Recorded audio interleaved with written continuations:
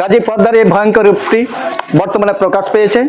এই উদ্যানের ঢলে সকল এলাকা প্লাবিত হয়ে গেছে।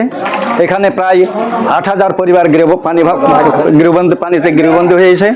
অনেক কর্মবিমুখ হয়ে পড়েছে। হাজার হাজার বিঘা ফসলি জমির ফসল নষ্ট হয়ে গেছে।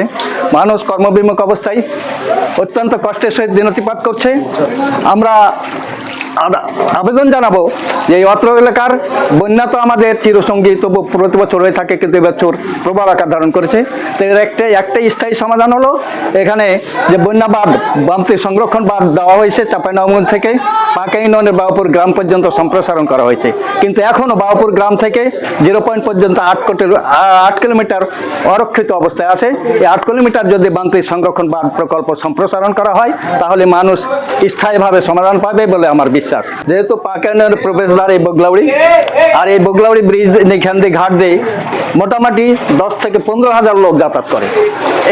এই লোকজনের 3টা ইউনিয়নের লোকজনের যাতায়াতের সুবিধার্থে এই ব্রিজটির কাজ চালু করা হোক এবং আমাদের এই বাউপুর গ্রাম থেকে ঠোঁটাপাড়া পর্যন্ত 8 কিলোমিটার পদ্মার বাঁধ সংরক্ষণ বাঁধ নির্মাণ করা হোক।